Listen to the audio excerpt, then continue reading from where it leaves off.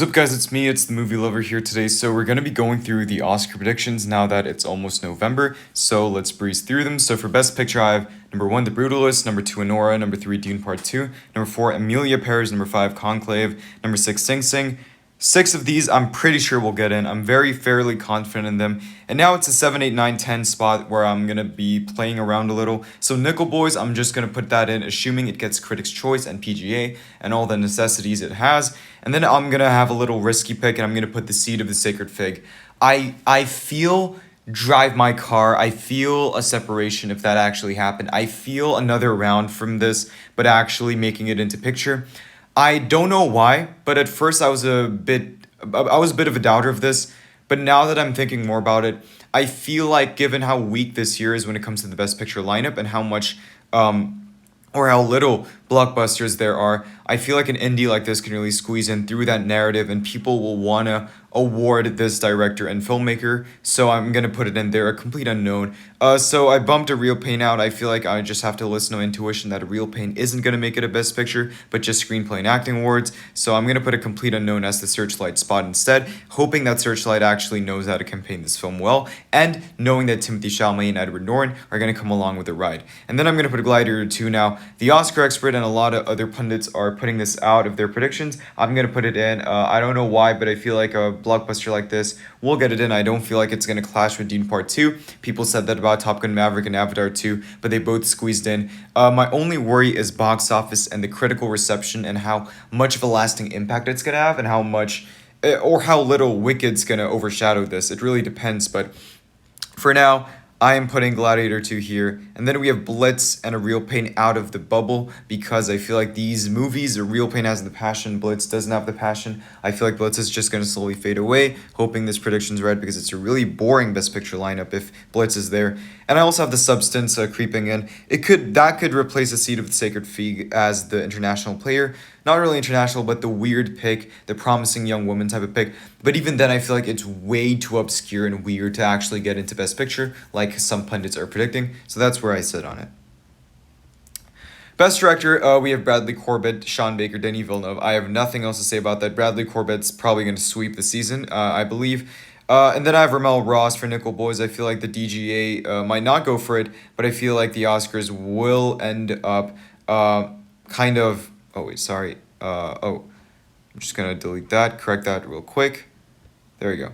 So I feel like the Oscars will end up kind of redeeming the Nickel Boys at the end. And then we have Mohamed Razoloff for The Seed of the Sacred Fig. As I said a while ago, I'm going to be a firm believer of The Seed of the Sacred Fig until I'm proven otherwise, because of the narrative, because I believe in the film, and I believe that people are going to resonate with it, they're going to watch it, and they're going to want to vote for it for awards. So there you go. And then I have Coralie Farge for The Substance. Now, I don't have this in picture that high, but I have this high in director because I really feel like the BAFTAs are going to go for it. I feel like it's locked for the BAFTAs at this point, and the Critics' Choice, they could follow in line as well. So with those two, you are in a pretty good path. And the Golden Globes will also go for Coralie Farge. If the Golden Globes doesn't go for them, then she's out of the picture. But if she gets Golden Globe, BAFTA, and Critics' Choice, then she's a strong player. That's why. Edward Berger, I feel like, will get DGA. He's going to get Critics' Choice. He's going to get BAFTA. And I feel like he's going to get snubbed. He's going to be the person that ends up everywhere that ends up getting snubbed as well. So that's what I think. Steve McQueen, I could honestly see this being a no player. I don't really see Blitz as a major player.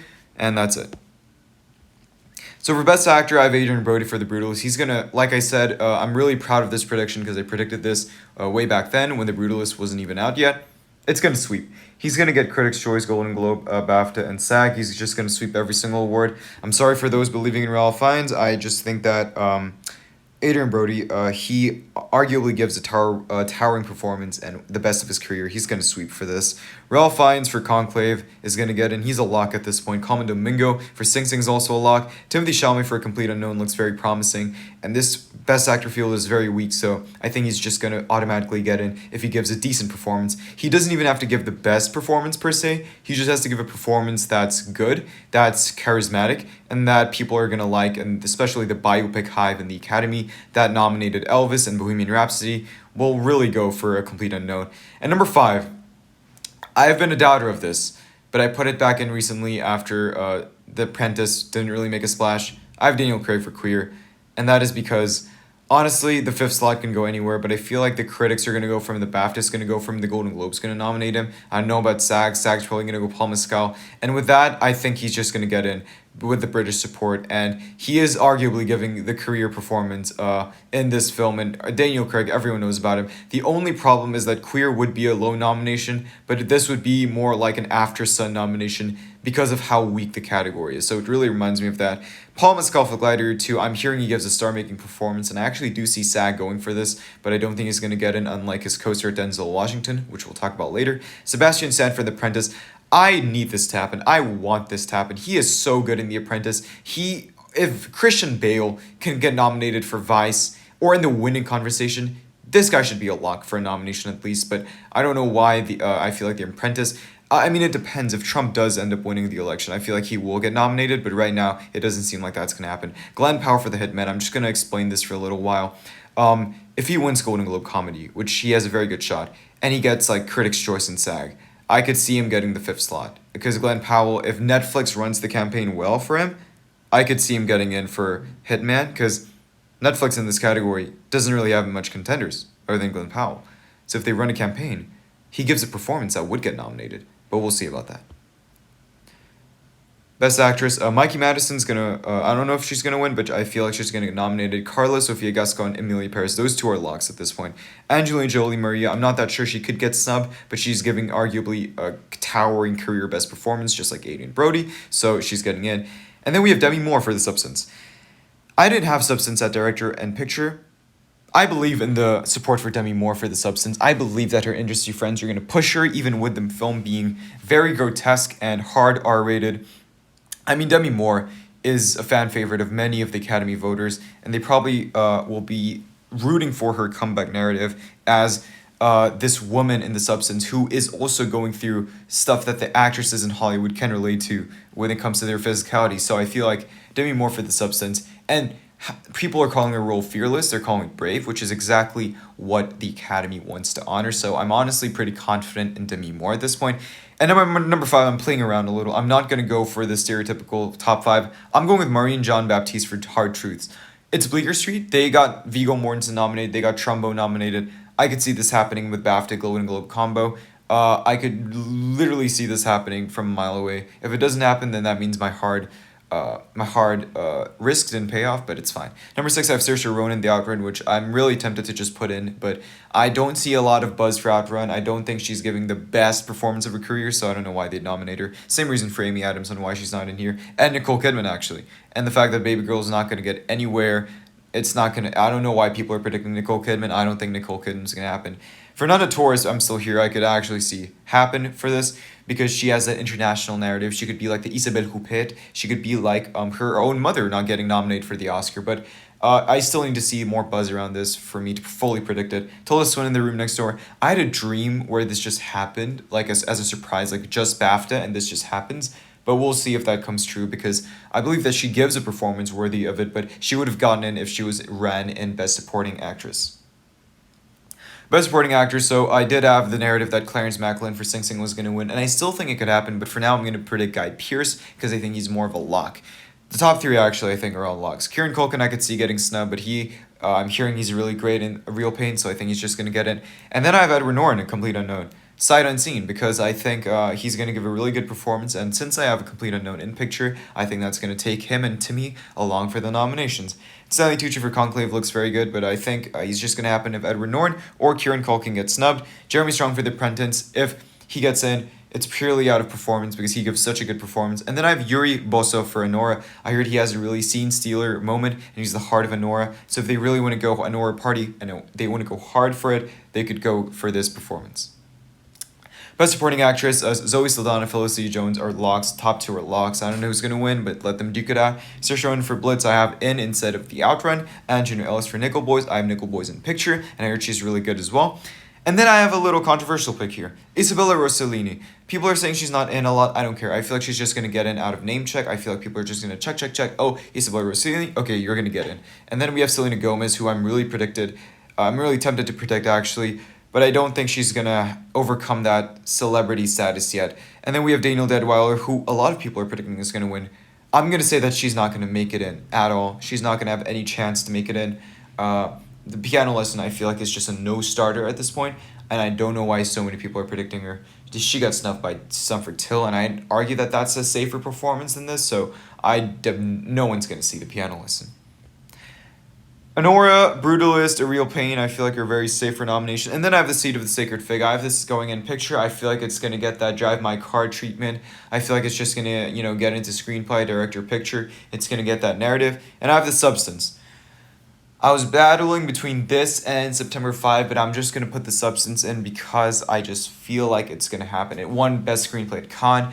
I really think The Substance will happen in screenplay. But September 5 could happen as well. And Blitz is not going to happen. Hard Truths is only going to happen if that film gets a major release, which I don't think is going to happen. So it's really between the top six. Honestly, you could say that September 5 and The Substance are tied. So whichever one gets in, I'm going to be correct about that. Let's just play it my way. Best Adapted Screenplay. Conclave is going to win. Sing Sing is going to get nominated. Dune Part 2 is going to get nominated. Nickel Boys, I feel like, is safe. And then we have Emilia Paris. This top 5 is the Best Picture 5, so honestly, let's go for this. The Room Next Door. I could see that sneaking in with a BAFTA nomination, but not the Oscars. A Complete Unknown's only going to get in if it's a strong player for Best Picture. But right now, I have it more of as like an Elvis pick, where it just gets some technicals, an actor, and it gets in. Best Cinematography, The Brutalist, Dune Part 2, Conclave, I feel very confident in those. And Nickel Boys is that artsy pick I feel like we'll get in. And I have my risk here. Nosferatu is my bold pick because I feel like I've been hearing some buzz from Matt Negley about this. I'm not strong enough to put it into Best Picture and Best Director like he is, but I'm going to put it into Best Cinematography because it looks gorgeous and I feel like they're going to go for it as that artsy pick. They went for El Conde, they went for The Lighthouse. This isn't in black and white, but it's very similar. So I'm going to go with that. Blitz is dying. It is a dying horse. Emilia Paris, I could see it happening. And Maria, a lot of people are predicting Maria. I am going to say that it's not going to happen. Best Original Score, The Brutalist is going to win. A clean sweep. Conclave is going to get nominated. Emilia Paris is a musical. Blitz will get nominated because Hans Zimmer got disqualified for Dune Part 2. Saturday Night, they nominated John Baptiste for a song, so I'm assuming that he's going to get in for Saturday Night. But that Saturday Night's such a dead film that I don't really see it happening. So if then they could go with Challengers, Gladiator 2, The Wild Robot, Sing Sing. I don't see them going for Challengers. I feel like that film is going to get forgotten by award season time, but a lot of people are predicting it to get nominated or even win. So I'm very surprised about that, but this is my top 5 for now. Best Film Editing, I only have top 5 here. Dune Part 2, Brutalist, Nora, Conclave, Emilia Paris. I have The Substance. If it gets into picture, it's definitely getting into editing. It might win editing. I just want to say it might win editing if it gets in. So I'm just putting that out the table. Costume Design, I still have Dune Part 2, but Wicked can honestly win. And then I have Gladiator 2. Blitz, I still have it in, and The Brutalist will get that Oppenheimer. Okay, so I was one of the earliest people to predict Oppenheimer for Best Costume Design. I was also predicting The Irishman for Best Costume Design. I'm also going to predict The Brutalist, and I'm going to say that it's going to get in to Best Costume Design. And people are not going to see this, but it's just going to start getting it, and it's going to get BAFTA for Costume Design. It's going to get the Oscar as well. Best Sound, I have Dune Part 2 is going to get nominated and win. Gladiator 2, Blitz is a war film. A Complete Unknown also. And then Emilia Paris, because it's a musical. The Substance, if it gets in, it could win. It could win editing and sound. Just saying. And The Brutalist could also get in. Dune Part 2, Gladiator 2, Wicked, The Brutalist are all logs for production design. And then I have Blitz or Nosferatu or Conclave. I'm going to go with Blitz for now for the safe pick, but I could honestly see Nosferatu get in as well. Best Makeup and Hair, if The Substance gets into picture, it's going to win, but for now, I'm going to keep it at number 3 just to be safe. I Saw a Different Man, it is literally giving border, it's gonna get nominated, and I still have Dune Part 2 winning because it hasn't won for the first film yet. Nosferatu, I feel like I have a good feeling it's going to get into some technicals. Beetlejuice, I don't know why people are predicting it, but I guess it has some wacky prosthetics, and The Wicked could get in if it's really good. But honestly, it's just green face paint. Anyone could do that. I could do that for your Halloween birthday party, so I don't know why it get nominated. And Cynthia Erivo doesn't look that good in Wicked, and the makeup doesn't even look that professional, so I don't know why. Furiosa for Crimson Hemsworth knows, but I feel like Furiosa is only going to get 1 or 2 nominations at the max. Okay, so our last category, Best Visual Effects, Dune Part 2 is going to win, Gladiator 2 is going to get nominated, Kingdom of the Planet of the Apes is going to get nominated, top 3 are locks, and then I have Wicked, which is my bold prediction. So Wicked, I feel like is going to get in. Furiosa Mad Max Saga, I feel like is going to get in at the end of the day. And then I have Better Man, which might also get in, might replace Furiosa or Wicked. And Mufasa, honestly, I really don't see this happening. It looks so bad. I really hope it doesn't happen. So yep, that's all for my predictions. Thank you very much, guys.